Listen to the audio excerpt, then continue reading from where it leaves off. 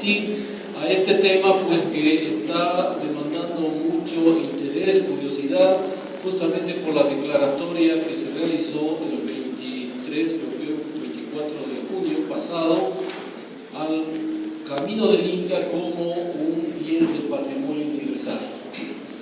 Quiero poner como antecedentes previos que esta presentación la he realizado con lo que conocemos los arqueólogos sobre este vestigio arqueológico, toda vez que los estudios que se hicieron dentro de este proyecto, como lo ha dicho la doctora Bolaños, no los conoce nadie. Se acaban de poner a público, creo que hoy, y se esperaría que en el futuro próximo los publiquen. No hay ninguna publicación sobre el proyecto Capayán en Ecuador, a diferencia de lo que sí se ha hecho en otros países. Perú, conozco que hay más de 10 tomos publicados de este proyecto. Entonces, esa ausencia de información nos ha llevado a los arqueólogos a buscar nuestras propias fuentes, hacer nuestros propios recorridos y, en muchos casos, los proyectos en los que hemos estado involucrados nos ha remitido tangencialmente a investigar los vestigios del Camino del Inca. Quiero contarles que también me he interesado mucho en este tema porque el Camino del Inca pasa por mi casa.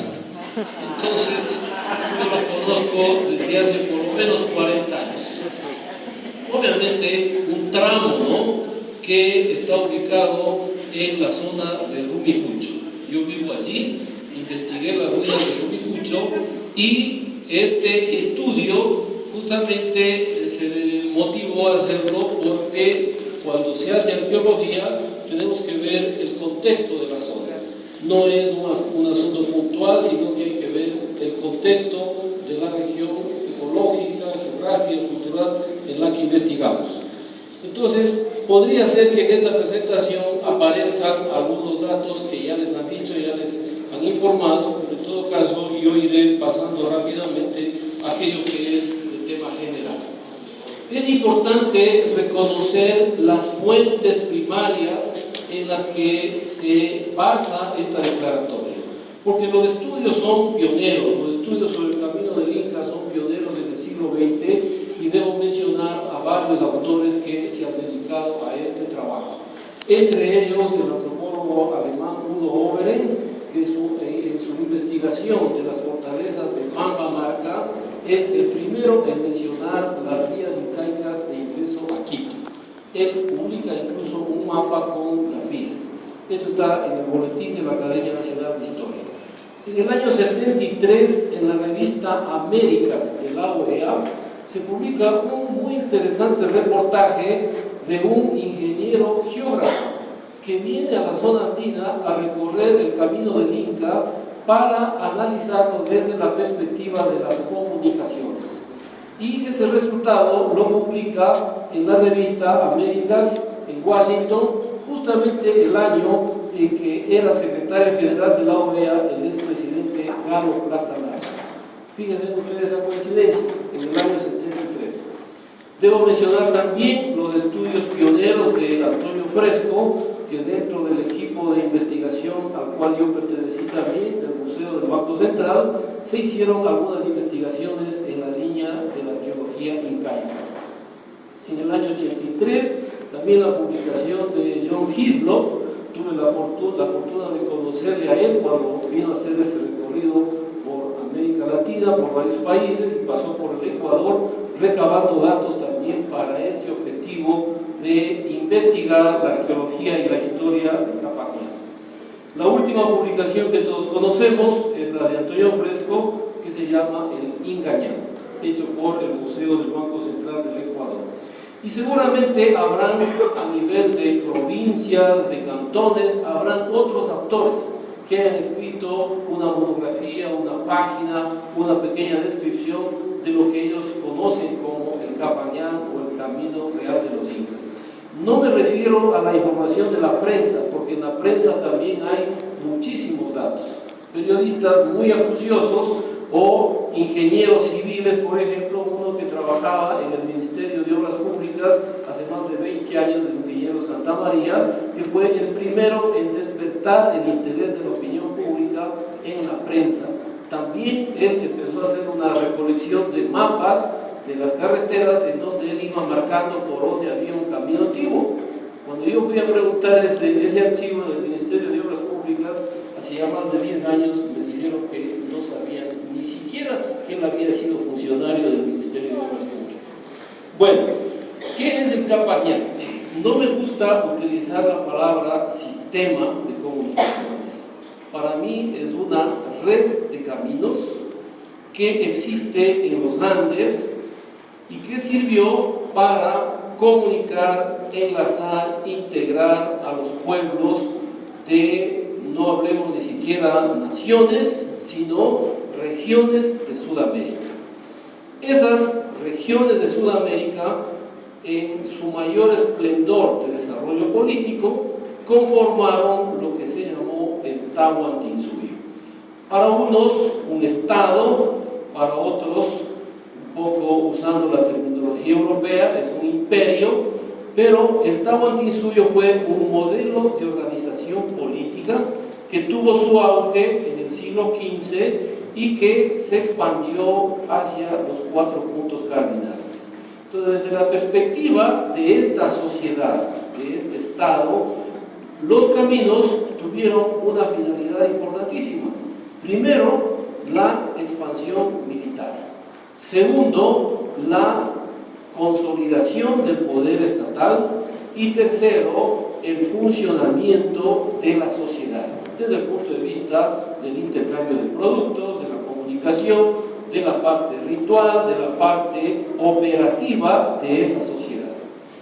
Se menciona que el Capañán puede llegar a tener entre 35.000 y 40.000 kilómetros de longitud. Es muy probable si sumamos las 2 vías troncales y también los caminos transversales, que son muchísimos. Los caminos transversales son muchísimos, pero no están estudiados. Eso es todavía una tarea que hay que completarla y completarla usando las tecnologías que nos ofrece el mundo contemporáneo.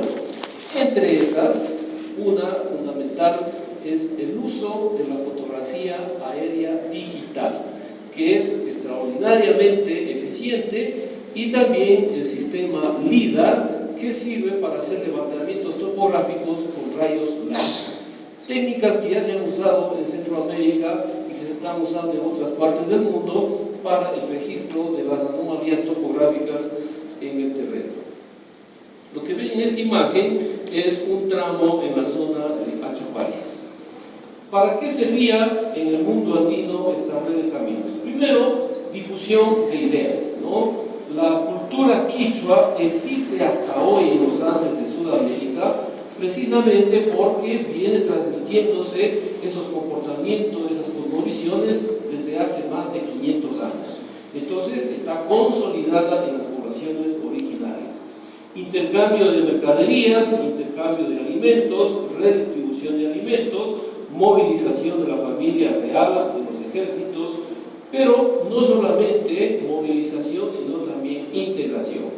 Si nosotros nos ponemos a pensar esta temática de la colonización incaica, que fue muy eficiente, de los mitimaes eran los usuarios de este sistema de caminos, de esta red de caminos. En esta imagen, una de mis travesías en la zona de Achupallas, preparando los equipos para hacer el recorrido. Esta red, según los historiadores que lo han estudiado, se construyó fundamentalmente durante los periodos de los 3 últimos monarcas incas, los 3 últimos gobernantes incas, ¿no? Pachacútec, entre 1400 y el 48, Tupac Yupanqui, entre el 48 y el 82, y Huayna Cápac, entre el 82 y 1529. Si relacionamos esta información con el Ecuador, tendríamos que decir que las primeras influencias incaicas hacia el Ecuador se van a dar en la época de Tupac Yupanqui. A finales del siglo XV, 1470, se tienen ya los primeros enfrentamientos de los incas con los paltas, y hasta 1490 se menciona la presencia de los incas en Quito, ¿no? Montesinos habla de que Tupac Yupanqui llegó a Quito, fue a Pululagua, a Calacalí, salió a Manabí y realizó una travesía por mar y llegó a unas islas que se llaman Ninachumbi y Guaguachumbi, y se quiere relacionar esas islas con las Galápagos, porque se habla de que son islas de fuego y vieron probablemente que había un volcán en erupción, tema que no ha sido comprobado. En la imagen, una escalinata en el camino de Achupallas. ¿Cómo se construyó esta obra? Indiscutiblemente que las técnicas de construcción están relacionadas con el medio físico. Recordemos que, ya se dijo acá, el Capañán pasa por zonas tropicales, subtropicales, como las de Chota, Guayabamba, el piso temperado andino como Ibar o Tabalo, el piso frío andino como Tulcán o Quito, y el páramo como el que existe en la zona de Urbina, en Carchi, o el que existe en la zona de Cotopaxi, en la región de Sitios. Es decir, distintos paisajes, distintos ambientes geográficos. En los Andes es un sendero que puede tener de 4 a 7 metros de ancho, en otras condiciones puede ser hasta de 1 metro de ancho, que permitía unir dos localidades generalmente atravesando terrenos en línea recta. La lógica en el mundo andino era aplicar la ley del menor esfuerzo y obviamente de la mayor practicidad. Línea recta, y cuando habían grandes pendientes se usaba el zigzag, es decir, subir formando un zigzag, o en dificultades extremas los puentes que podían ser colgantes, que podían ser de muchas formas de elaboración.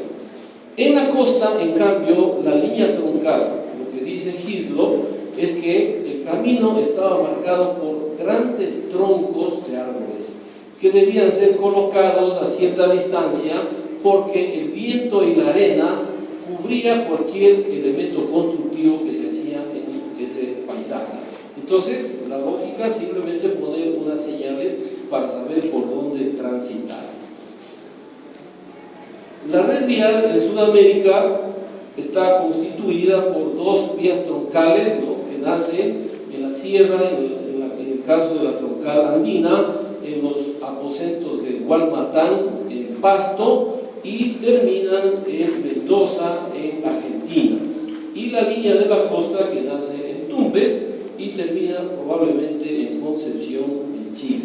Y entre estas dos líneas troncales hay caminos secundarios que unen la sierra con la Amazonía, la sierra con la costa. La construcción tiene distintas presentaciones, digamos, dependiendo de la ubicación de estos testimonios. En el caso de los Andes, en el Ecuador, este es un tramo que está en la zona de Achupallas, y en el otro es la entrada a las ruinas de Chanchán, cerca de la ciudad de Lima.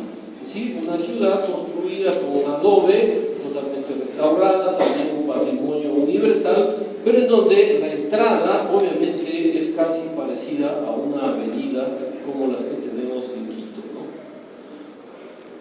Bueno, hay una serie de obras de infraestructura que están asociadas al camino o a los caminos. Entre esos se mencionan los puentes, que pueden ser colgantes, construidos con cuerdas de madera y soportados en troncos de madera o en estribos de piedra.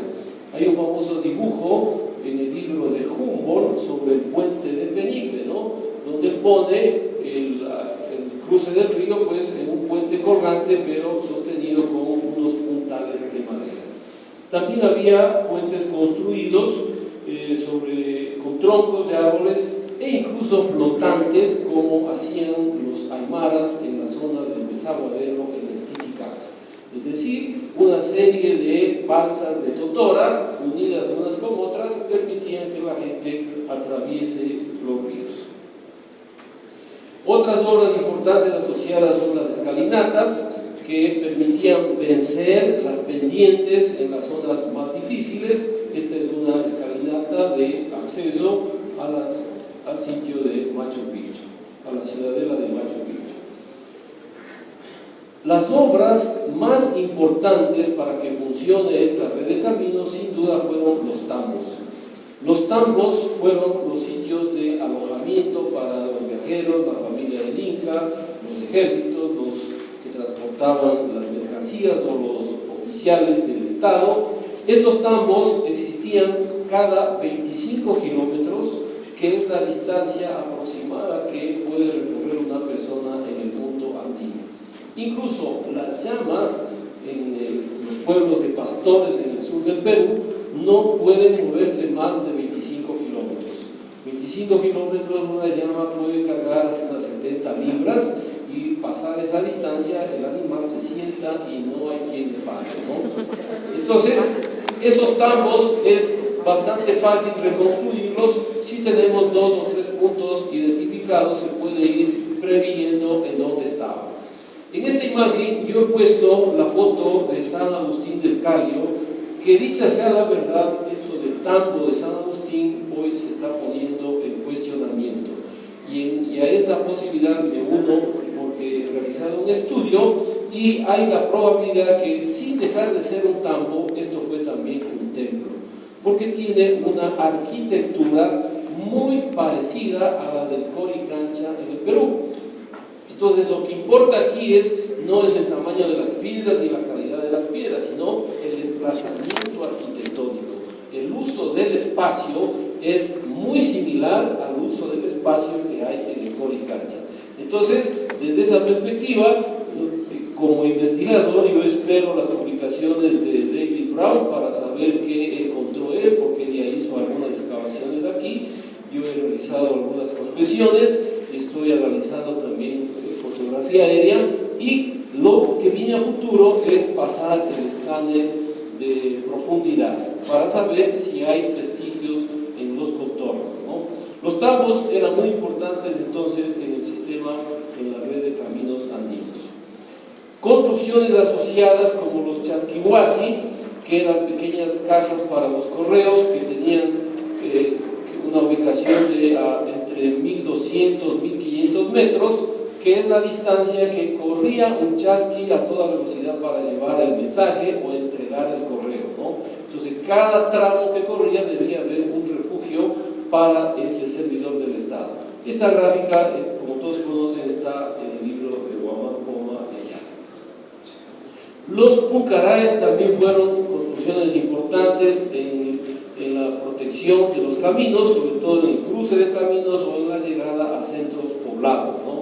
En esta imagen, el pucará de Quitoloma, que lo investigó inicialmente Udo Ober.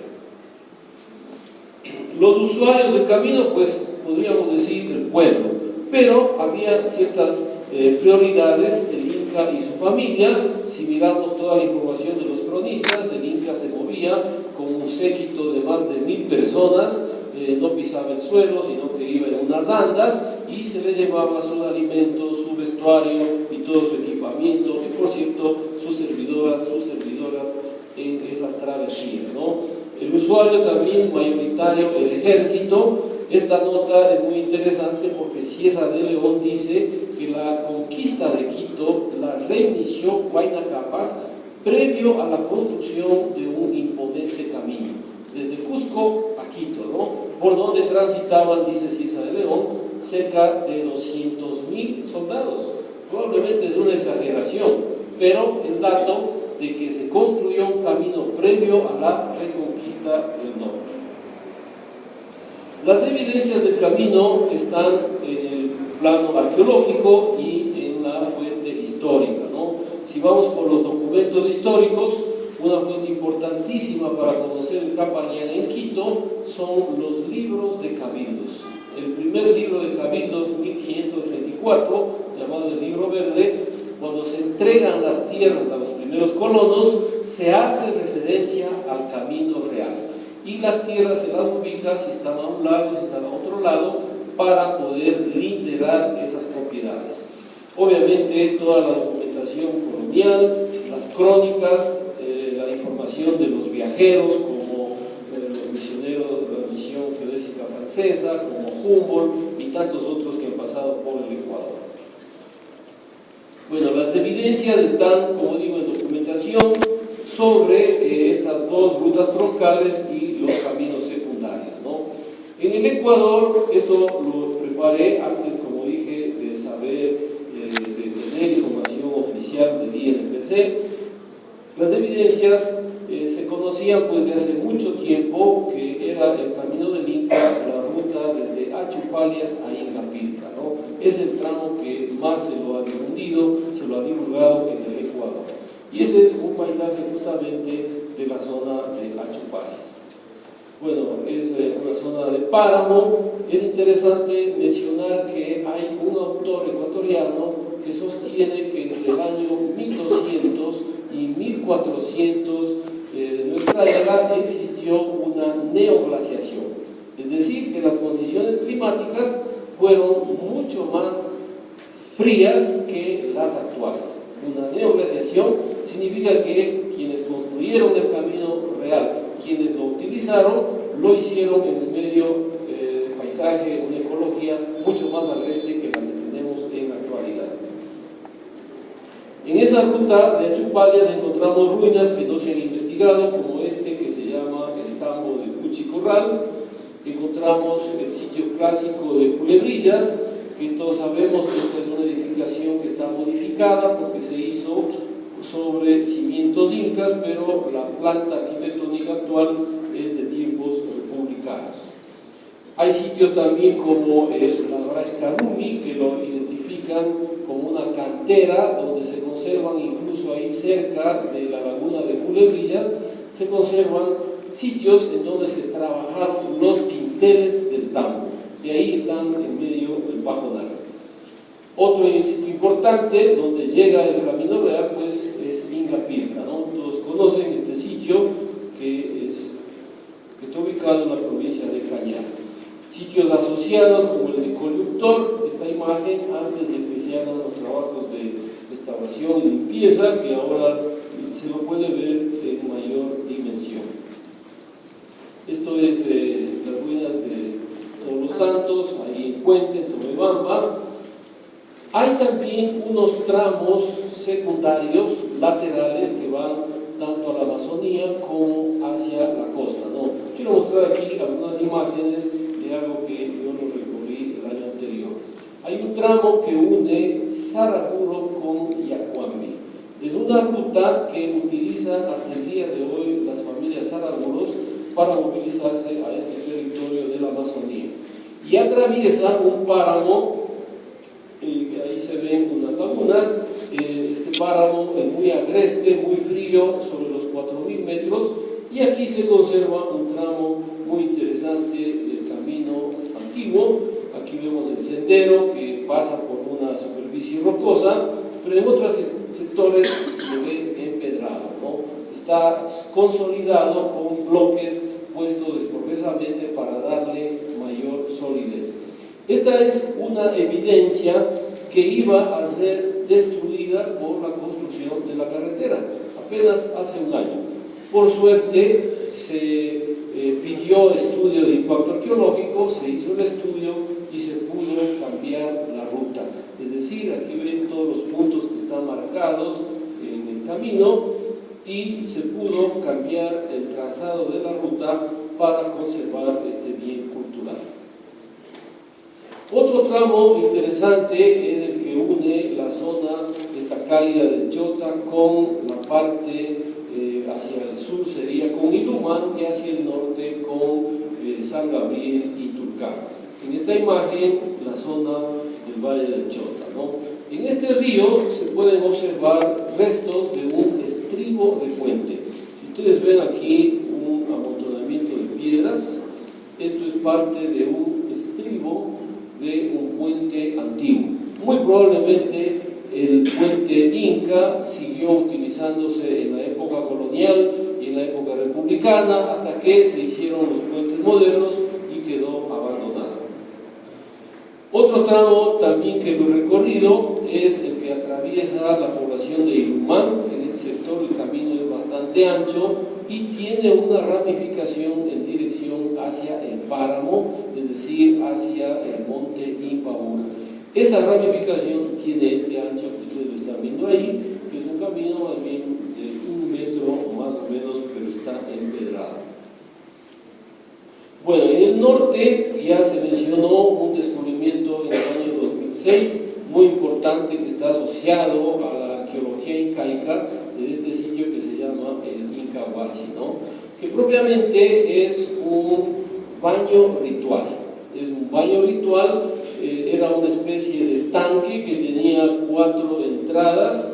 Las 4 entradas están apuntando pues con esta cosmovisión andina de los 4 puntos cardinales y de las 4 regiones del Tahuantinsuyo, y tiene también un complemento, que este baño tiene 3 pisos en su base, ¿no? Si ustedes cuentan, aquí el piso superior, en mi interpretación, sería la época en que aquí tomó el poder Atahualpa. El otro piso sería este, cuando el Incario estuvo controlado por Huayna Cápac, y el otro piso, que sería este de acá, sería cuando el Incario fue controlado por Tupac Yupanqui. Es decir, lo de más abajo, lo más antiguo, y lo de más arriba, lo más moderno.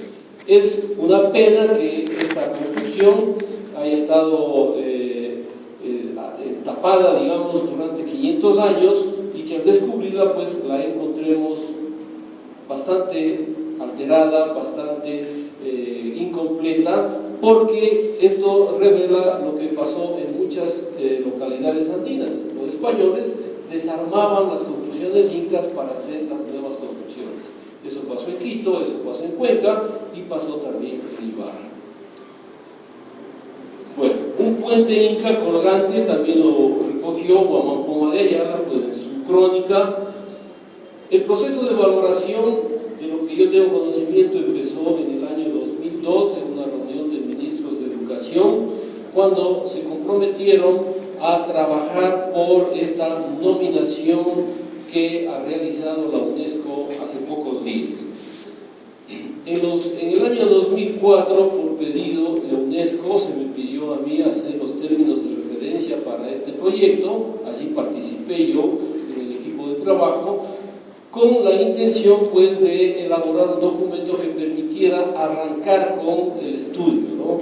Porque realmente la nominación se da siempre y cuando los países debían cumplir tareas de investigación, de conservación y de políticas de utilización de ese bien cultural. Y ese trabajo se hizo un documento preliminar con financiamiento de la UNESCO. En este gráfico que estoy mostrando aquí a la derecha, se puede ver una reconstrucción de los caminos que están en la zona de la mitad del mundo. Esto es realizado con los datos de la investigación que hice en Rumicucho y también con la fuente de U-Doble. Entonces ustedes pueden ver si tenemos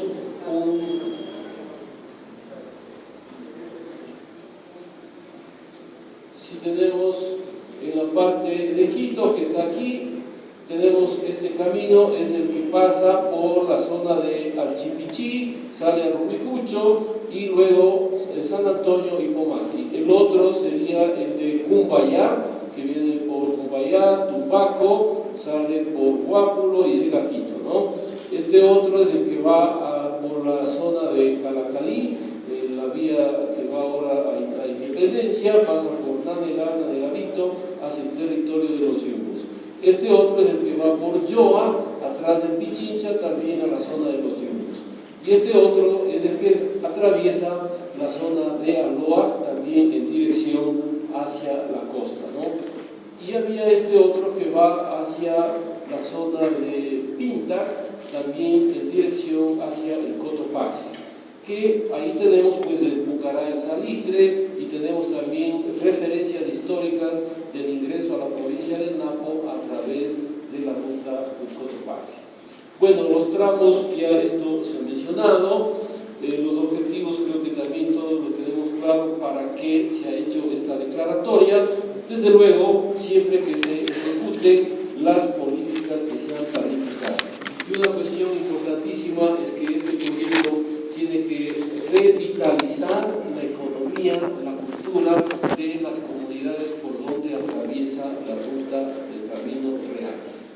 contrario se vuelve una declaratoria inoficiosa. Es importante manejar un criterio de turismo sostenible más allá de la importancia histórica, cultural, identitaria, ¿no? Tiene que darle un valor y una vigencia, una vida a este vestigio. Y su turismo sostenible para evitar lo que está pasando ya en otras latitudes, que los bienes del patrimonio universal están amenazados de ser retirados de la lista porque no se cumplen los estándares de visita establecidos. Este es el caso de Machu Picchu, que ustedes saben tiene más de 5.000 visitantes diarios, y el tema del Capañán hay que tomar un ticket con 6 meses de anticipación para recorrerlo, ¿no? Porque hay una gran demanda. Entonces tiene que haber una planificación muy adecuada.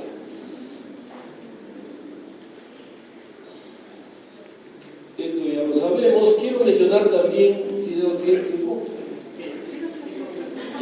Quiero mencionar también que existe ya en el mundo un bien cultural que ha sido incorporado al patrimonio universal y que está en funcionamiento y aprovechamiento como un bien en función del turismo, ¿no? Todos conocen el Camino de Santiago.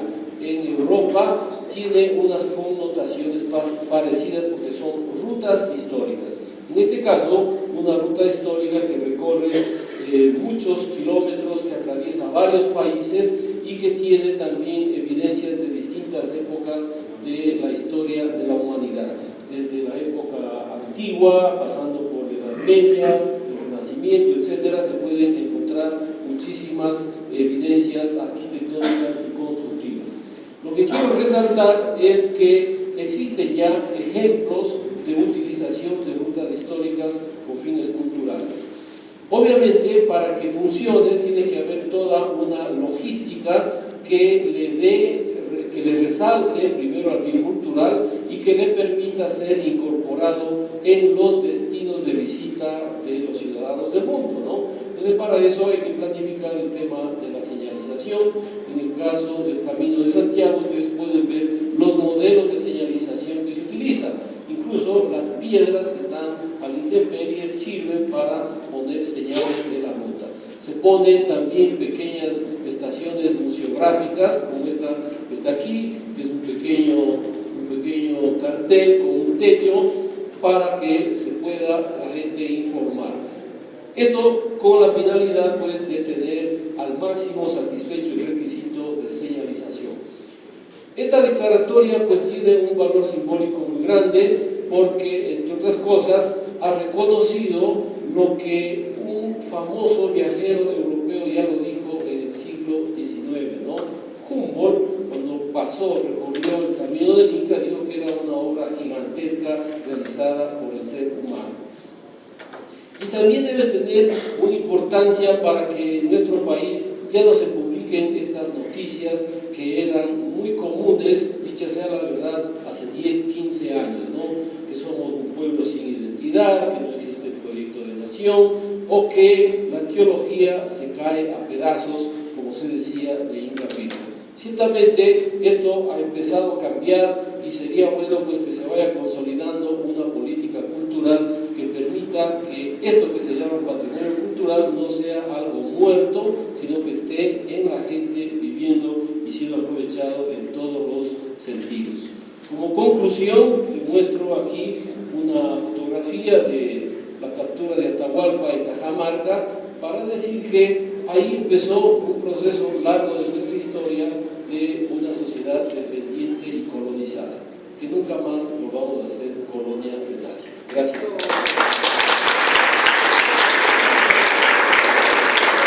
Itahuasi está en Ibarra, una presencia muy importante de un lugar arqueológico, porque si bien conocemos fue el lugar por lo menos donde se supone fue la cuna de Atahualpa, uno de los últimos incas que fue de la región, ¿no?